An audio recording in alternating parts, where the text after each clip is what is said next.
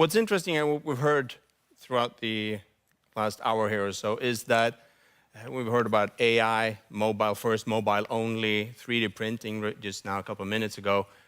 And for me, it's interesting because it doesn't really matter what kind of technology it is. It gets accepted into our lives and into society in roughly the same way. And if I could try to share with you two perspectives that I find very relevant in what's happening with technology as of now. The first perspective is that we accept technology into our lives in roughly the same way, independently if it's the steam engine or if it's the car. First, we experiment. We don't really know how to use and what to use a new innovation for. We try out different things.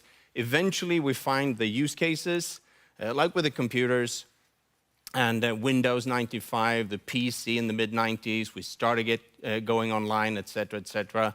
So slowly, it started changing our perspective of business and everyday lives, sort of. The third perspective of this, the third step, is when a new innovation totally transforms what we're doing. In this case, with the computers, with IT, it's of course the smartphones, right? They're everywhere. We live with them 24/7. The first thing we do in the morning, the last thing we do before we go to bed, and it's just everywhere. We build our lives, we build society, we build our companies around these gadgets.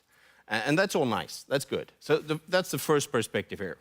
To experiment, to see how we find the best use cases and examples and applications, and then it transforms the way we live and work. The second perspective that I find really interesting with technology is the fact that we see second and third order effects of many new innovations. Take the example of autonomous driving, for example. Cars, I mean, we're not very good drivers, right? What happens if we get autonomous cars? Yeah, we'll save roughly 1 million lives in traffic every year. All good, all nice, but the challenge here is that we'll also have a big challenge when it comes to the understanding and getting connected and getting things into, for organ donors, for example. Meaning that we solve one problem and create another one. And those are the second and third order effects that I find really, really interesting, curious about it, but it's also very, very challenging trying to understand and see these things. So for me, working as a venture capitalist, as an investor, as an entrepreneur in technology, I try to understand all these different things. And for me, it's an ongoing process, a steady ongoing process in trying to analyze what's out there, to assess the implications, and then to adapt. I'm just going to go through very briefly what I'm seeing as an investor. I'm working with a large pan-European fund. And what are we seeing? What are we interested in? And when I meet with scientists, researchers, innovators, crazy people that have all these ideas, what are the main areas of interest that we are seeing? Well, to start with, we see an ever-increasing speed in connectivity. We have it in our phones with 4G and 5G, faster and faster fiber nets, meaning that we can stream Netflix and YouTube and everything 24/7. So that's on the consumer side. On the business side, we can see this in predictive maintenance, understanding what's happening with a piece of machinery out in the field. We can see it in a hospital environment, remote surgery, and to have a good connection, low latency. I mean, that's crucial both for the patient and for the surgeon, of course.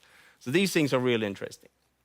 What we have already out there is, of course, the Internet of Things. Lots of things happening there. Maybe not the earliest, closest to what we are looking at as investors, but some of the applications, we see a lot of cases where IoT is being used to create a better user experience and improve sales, etc. Cloud computing, same thing there, has been around for quite some time, fascinating as it is, relevant for many companies today. What we are seeing is we call edge computing, where we actually push the computing power and the decision-making in a processor out closer to the end user. Modern car is a great example of that, where we actually see that we're going from maybe a handful or a dozen processors in an automobile to maybe hundreds or even thousands of processors today, meaning that we increase the computing power at the source of the information. Close to that is everything that is happening in mobility. I mean, in Stockholm, where I'm now, We have all these different companies providing electrical scooters. It's a pain, it's a gain, all these things happening, and it's really, really amazing that we have business development in the making, trying to understand how these things can operate and work in our cities. Other cities, for Copenhagen, for example, you've solved it in a totally different way. And I mean, the jury is still out there. We'll see where this eventually will take us. But what's also fascinating is that from an experimentation perspective, we've been dealing with autonomous driving for quite some time. We know that eventually, if and when this will happen, there will be all these new interesting applications. There will be different ways that we will use it. We will change our behavior based on this innovation. Same thing here, the jury is still out there. We don't really know when this will happen. We don't really know how and if this will happen. The challenge here is all these fringe cases. Nice road, summer weather, everything is simple. Then, of course, a car can drive itself today. But we have the fringe cases, the strange cases where the cars, the systems don't really understand what's happening. Like with this one, where an autonomous system thinks that the moon is actually a traffic light, meaning that it's a big challenge for the system to understand what's actually happening. Another area where we are looking into quite a lot now is quantum computing. I mean, this holy grail of computing, being able to solve problems that are inaccessible to normal computing. In finance, in protein folding, in logistics, all these areas, but the main challenge and the main opportunity here is in crypto, where encryption can be easily solved with quantum computing, meaning that all the big countries, China, the US, even in Europe, all countries are working very hard of actually trying to solve this to get a head start towards the competition. So it's a global power play, an arms race in quantum, so to speak. Another interesting area that we are seeing now is drones. Drones have been around for quite some time. It's been a very big regulatory challenge, and we've seen that, meaning that the use cases the original use cases that we were seeing haven't been really that obvious. We start seeing some delivery opportunities. UPS, for example, got granted their first application to actually be able to use drones for deliveries just less than 2 years ago. Other areas that are interesting are indoors, for example, in greenhouses, in warehouses, where the regulatory challenge is not that obvious, where you can actually manage a whole system without interference from the outside, meaning that here we start seeing some really, really interesting use cases and drones as this technology for surveillance or monitoring of crops or in logistics, in warehousing. These things are really, really taking off now. Continuing, we're seeing in augmented reality, virtual reality, very, very interesting things happening. VR as a concept was really, really taking off a couple of years ago. Lots of venture money being invested. Bit of a challenge with the social aspect of it, actually. It's not really, really that easy to find the good solutions, to find the good use cases. I have several of them just lying back home, and the kids are not really that interested in it. Enter instead augmented reality, mixed reality, where we see through a lens, where we actually are still connected to our surroundings. So for example, for a service environment, you get help from the outside from a remote service technician, for example. Gaming, same thing there, really, really interesting. Lots of applications coming out of that. Still in its infancy, but interesting things happening, and I think this is the way we will interact with information in all its different forms in the future. More this than through our smartphone screens or laptops or whatever it is. Also in healthcare, we see interesting applications here.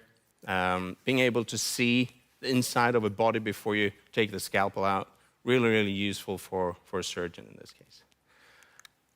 AR and VR, as with many or even all other technologies, are giving us all these opportunities, of course. But we're also facing challenges. How should we use these things? I don't think you should just say yes to everything. You need to be a bit curious and at the same time a bit skeptical about it.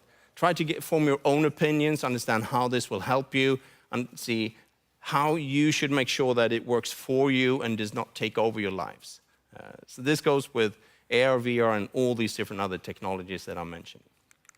Another perspective of this is, of course, robotics. We see robotics that's been around for many, many years in industrial manufacturing. We see that the path in the last couple of years has been to make them as general as possible, as humanoid as possible. Doesn't really work all the time. It is a challenge, meaning that, same thing here, we're taking a step back. Researchers, developers are going another path and creating specific robots that can do one or a couple of specific tasks. Like this one, for example, working in a hospital environment with UV light to sterilize surfaces. Same thing goes with AI. Also a holy grail in what we're seeing. And we've heard about all these interesting examples here today, how AI and data analytics is being used, and we know for sure that they can beat us in all these different games that we are seeing. From a venture perspective, from an investor perspective, this is still very much lipstick on a pig. We are in the midst of an AI bubble in my world, where we see that almost half of all startups in Europe that are working in AI don't really have an AI component in their offering, and that is a big challenge. But so short term, still some challenges in finding the good use cases in AI.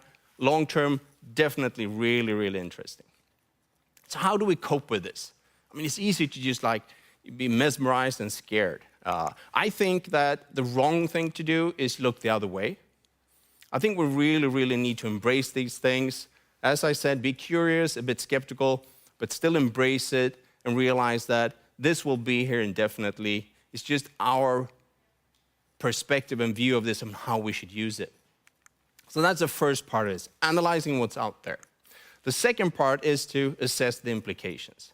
How will this affect me? How will it affect my competition, for example? The value chain, the structure of the value chain, the power players in the value chain, how will that change? How will I be able to provide new things for my customers? Will they demand new things from me based on these new innovations?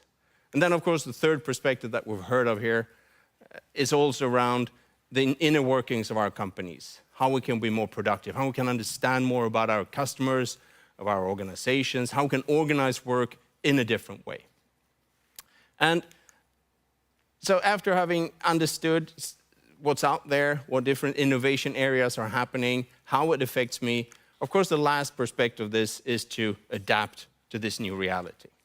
Constant adaptation. I need to understand, I need to realize that I have to change and be updated.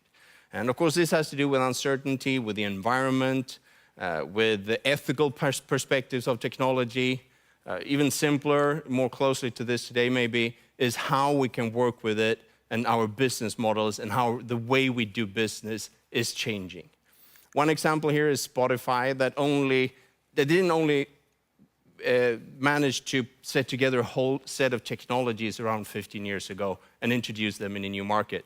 They also managed to introduce a totally new business model.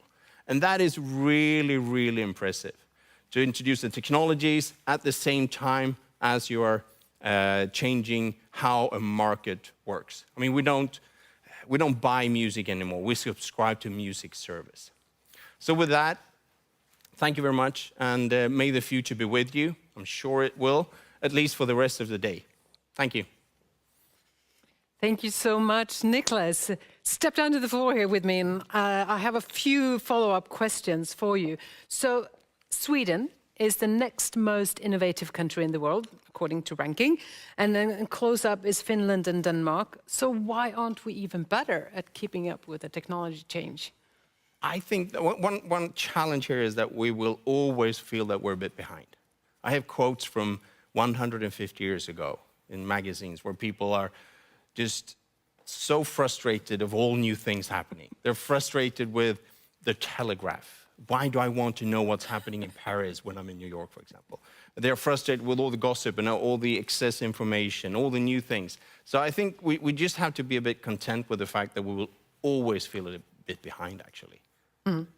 So how is it that we keep up? I mean, technical change is one thing and the advances, but we also need to keep an ethical eye on it, and we also have to change our business modules. And that takes a little bit more time than the technical advances itself. It does. I mean, of course, technology is moving ahead in a rapid pace. Ourselves as individuals, our mindsets, we don't really keep up with that. The ethical perspectives, legal perspectives, politics, society as a whole. I mean, I think it's okay that things are a bit behind. I think it's okay that our legal framework does not keep up with all the new innovations. I think it has to be a bit slower, but it can be too slow, of course. And I mean, it's not up to me to decide how fast or slow. No. What is too slow? No. I don't think anyone would benefit from me writing the laws. So. You showed Spotify here. Yeah. Is it true that you were asked to join them and invest, and that you turned them down? Is this live? No. Yeah, it was. Yeah, I mean, as everyone else, more or less everyone else. I'm friends with one of the founders, and he asked me in the spring of 2007 if I was interested in investing.